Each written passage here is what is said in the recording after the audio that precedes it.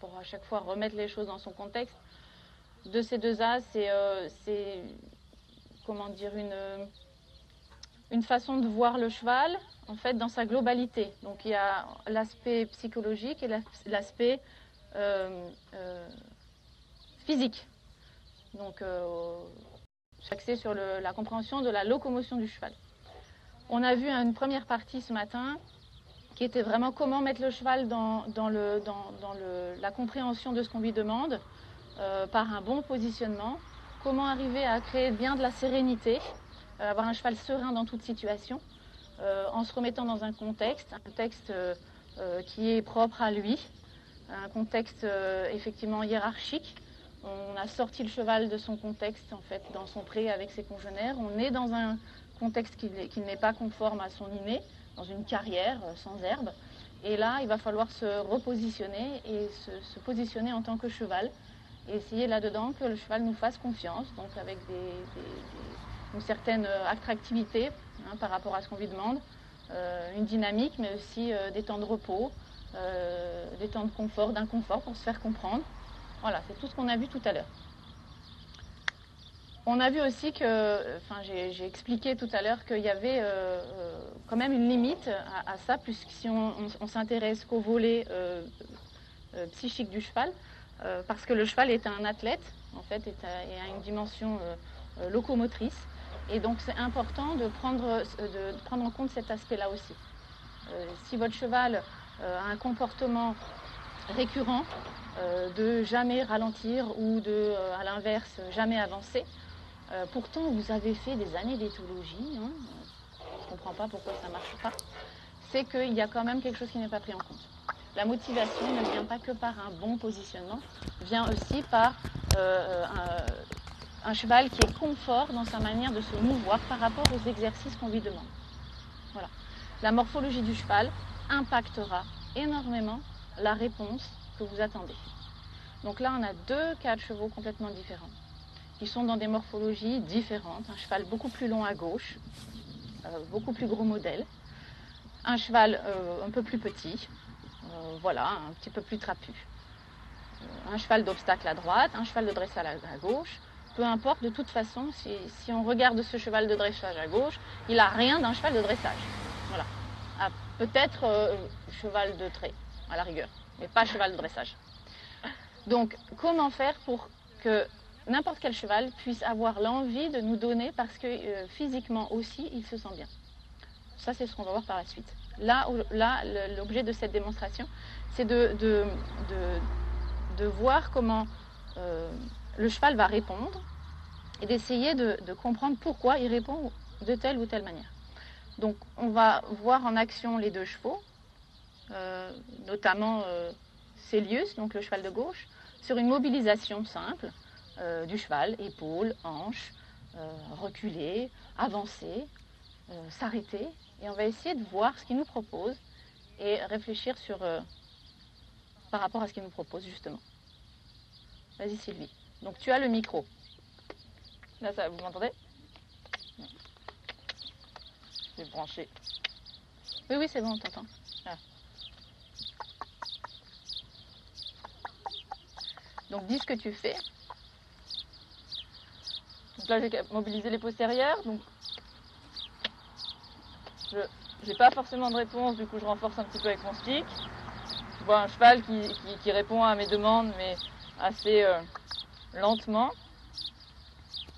C'est-à-dire que si on compare par rapport au cheval de tout à l'heure, le cheval était beaucoup plus réceptif. Voilà, et c'est-à-dire que voilà, c'est pas qu'il n'était pas réceptif, qu'il était plus réceptif, c'est qu'il répondait plus rapidement. Non. Pareil pour, on a un cheval qui automatiquement va plutôt venir dans mon espace, donc c'est pas enfin à la base c'est pas forcément qu'il veut pas me respecter et respecter mon espace, c'est aussi que dans sa morphologie, on sent qu'il est peut-être un peu plus sur les épaules, du coup il se fait emmener par son avant-main vers moi, donc je suis obligée de beaucoup plus le rectifier que le cheval précédent. Voilà, donc c'est là où on commence à rentrer dans la dimension morphologique du cheval, c'est-à-dire que si votre cheval ne répond pas immédiatement à vos aides, alors que tout est codifié et que c'est clair dans sa tête, c'est que physiquement ça lui coûte plus qu'un autre. Voilà, en résumé. Donc ce cheval-là, en fait, qui a énormément de poids vers l'avant, des difficultés à venir charger l'arrière et propulser, va avoir des difficultés à réagir rapidement, par exemple, à un reculé, même si parce qu'il est dressé, il le fait. Donc, il va falloir là-dedans effectivement renforcer, comme fait Sylvie, mais regardez, le cheval est dans l'incapacité. Vous voyez, il lève la tête, il creuse le dos, il fait « qu'est-ce que tu me demandes ?» D'accord? Donc là, on ne va pas être dans de la bienveillance si on s'acharne à faire ça pendant 1 heure pour que le cheval soit réactif. Ok? Donc c'est là où vraiment je pense qu'il faut vraiment s'intéresser au physique du cheval et l'aider en parallèle avec une compréhension de son corps. Donc c'est-à-dire que c'est tout ce qu'on va voir par la suite. On va mettre le cheval dans une gymnastique d'ensemble et le mettre dans un perfectionnement de son physique, donc comme un athlète que l'on va au quotidien essayer d'améliorer physiquement, pour que en fait tout ce qu'on lui demande par la suite soit plus facile. Effectivement, il y a des chevaux pour qui tout est plus facile. On va voir avec Uta, la petite jument qui est là. Est-ce que ce que va demander Daphné va être de la même énergie? La réponse va être de la même énergie. Est-ce que, voilà, on va essayer de comparer. Vas-y Daphné.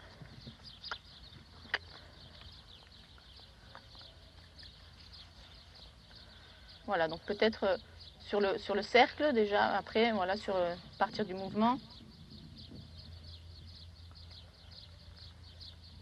Voilà. Vous voyez à partir de quelle énergie et intensité la jument est partie par rapport à la demande. C'est-à-dire que le temps de réaction est beaucoup plus rapide. C'est pas que Daphné a pu travailler avec cette jument. Hein. Bien au contraire. Croyez en moi, croyez-moi vraiment, par rapport à mon expérience et par rapport à ce cheval qui est mon cheval personnel en fait, mon cheval depuis un certain temps et que j'essaye de dresser jusqu'au Grand Prix, qui est un cheval de dressage et donc qui est dressé. Et j'ai maintenant beaucoup plus de réponses qu'avant. Et c'est un chemin hein, qui est constitué d'une répétition et justement d'une recherche. Mais il y a plus de travail sur ce cheval-là que sur cette jument. Donc c'est-à-dire que intrinsèquement, par rapport à l'aîné du cheval, on va avoir plus de facilité et une réponse plus rapide sur ce genre de chevaux qui sont réceptifs naturellement parce que physiquement, plus dans le mouvement en avant, parce que mieux fait pour le mouvement en avant. Mieux fait pour se porter en avant. Donc se porter en avant, c'est vers l'avant, sur les côtés ou vers l'arrière. C'est-à-dire qu'il y a du mouvement, se porter. Voilà. Donc on peut voir un peu au trot aussi. Voilà, on peut les voir bouger un peu au trot, voir ce que ça fait. Donc vous voyez Sylvie, voilà, le reculé, vous voyez comment il est lent, le cheval traîne les pieds. Donc il faudrait le battre pour avoir quelque chose de même pas appréciable en fait. Le cheval se défendrait dans par rapport à la demande. Voilà, donc Sylvie pour partir au trot est obligée de mettre beaucoup plus d'inconfort par rapport à la petite jument qui est là. Regardez Sylvie, elle essaye de faire partir le cheval au trot et le cheval laborieusement va partir au trot.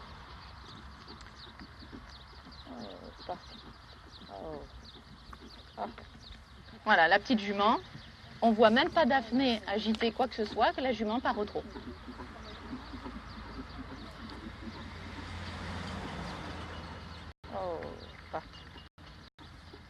Ok. Voilà, vous faites plusieurs demandes de changement de direction. Voilà, pour essayer pour qu'on voit la différence. Voilà, donc Sylvie est obligée de vraiment lui expliquer qu'il faut qu'il se mobilise pour changer de direction, sinon le cheval traverserait Sylvie.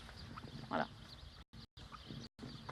Donc toute cette partie-là de positionnement va être intéressante pour aller peaufiner et améliorer la relation que l'on va avoir avec son cheval. Mais il y a une dimension physique qu'il faut prendre en compte. C'est-à-dire qu'on ne pourra pas faire la même chose et attendre la même chose de ce cheval par rapport à cette jument-là. Voilà. C'était pour vous mettre en conscience par rapport à l'éthologie.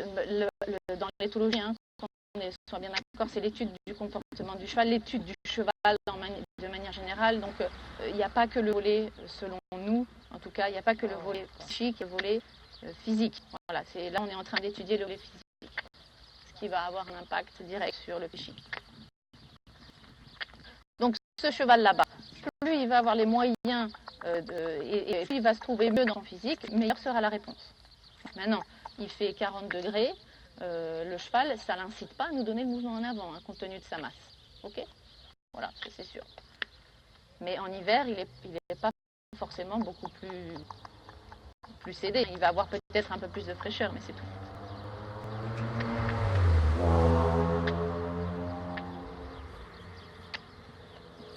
Voilà, donc Sylvie, tu peux peut-être nous dire un peu, toi, ton ressenti, nous dire là.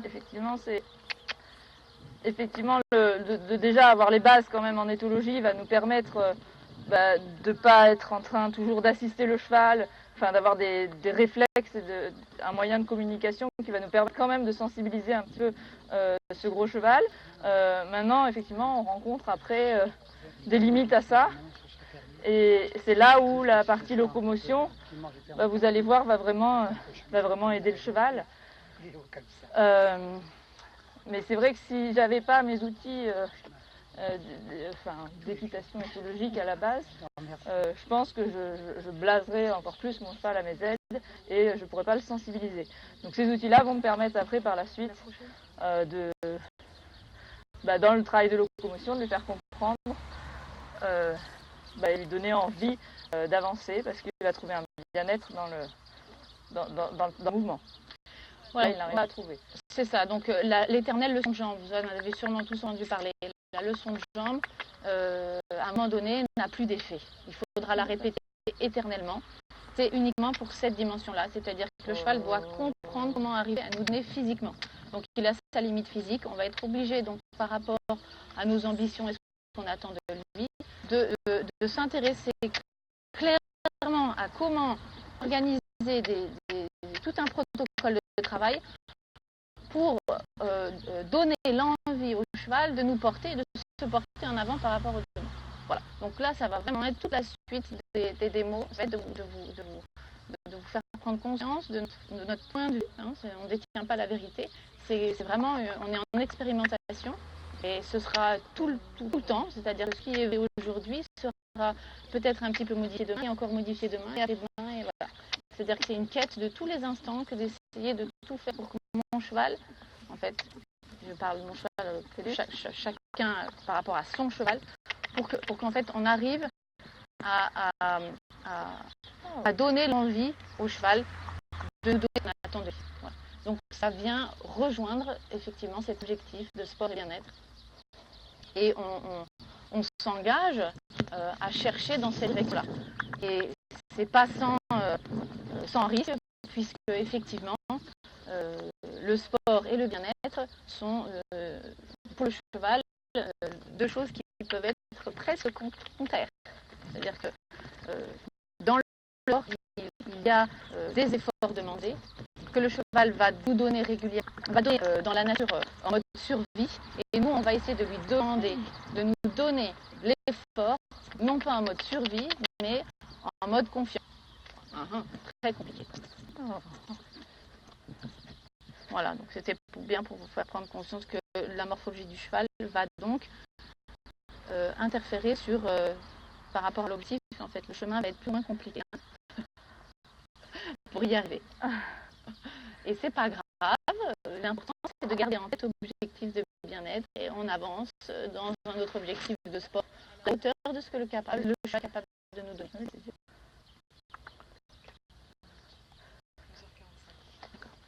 Après, je rajouterais que dans le travail à pied, du coup, on va du coup utiliser le plus le confort, comment motiver son cheval, donner envie de jouer avec nous, de répondre à nos demandes en mettant des zones de confort, etc.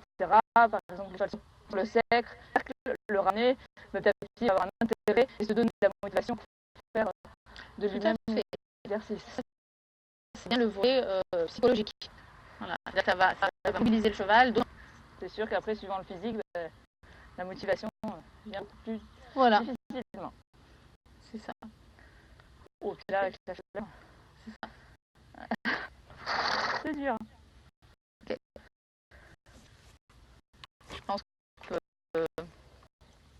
on peut peut-être écourter ce démo compte tenu de la chaleur. On va faire un point question. Alors justement, on a une question Instagram. Est-ce qu'une notion de personnalité propre à l'individu ne rentre pas plus en compte que la morphologie quant à la réactivité visuelle? De mon point de vue, par rapport à l'expérience que j'ai, qui n'est pas mince, non. En fait, c'est lié, c'est-à-dire qu'effectivement, le comportement cheval est en lien avec son physique. Mais je me suis vraiment posé cette question. Et je me la pose en tous les jours parce que ce que je dis aujourd'hui, c'est une vérité qui m'est propre aujourd'hui et qui ne sera peut-être pas forcément vraie demain. En fait, voilà, comme ce que j'ai dit tout à l'heure, puisqu'on est en éternel questionnement. Mais j'ai eu souvent ce cas de figure où le cheval arrivait dans les écuries en travail avec une certaine personnalité, on va dire, admettons, nonchalante. Ce cheval-là n'avait aucun intérêt, se demandait ce qu'il faisait au milieu de la carrière, se demandait à quoi servait l'humain et quelle réaction était intéressante avec l'humain. Et effectivement, après une compréhension, un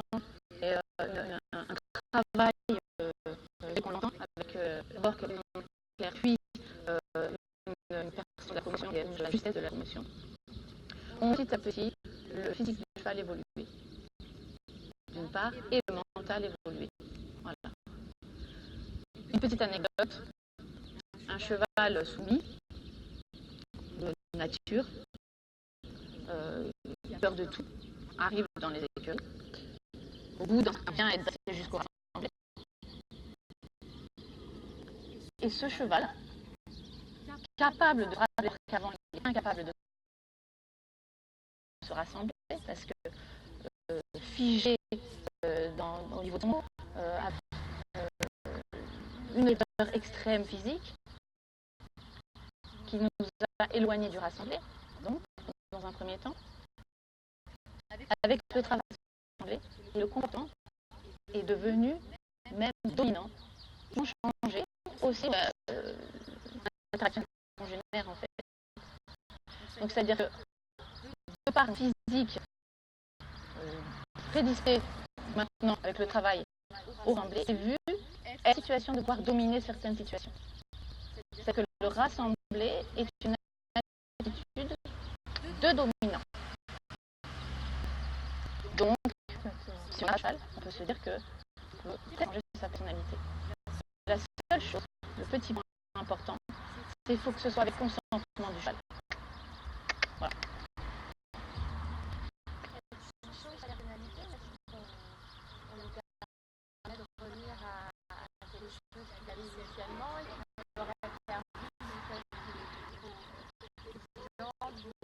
Exactement. Ça, effectivement. C'est exactement ça. C'est-à-dire qu'on va lui permettre de retrouver un animal. Et mieux que ça, et ça c'était une phrase du docteur, qui était mon grand maître pendant jours, oui, de créer, comme Dieu. C'est-à-dire qu'à un moment donné, ce cheval qui n'avait pas cette personnalité à la base, ben, on lui en a créé une. Mais dans un mauvais sens, comme vous avez dit, mais on peut faire dans le sens aussi. La seule chose, c'est qu'il faut du coup s'intéresser à comment faire pour redonner et élever le cheval. En fait. Donc on parle de bienveillance là. Voilà. Et on s'entraide, le cheval nous aide et nous on essaye des chevals. Voilà. D'autres questions?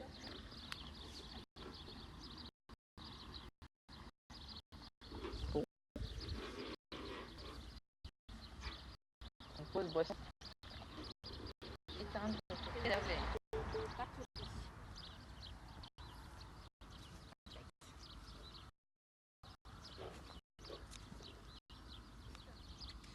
Alors là, je vais monter justement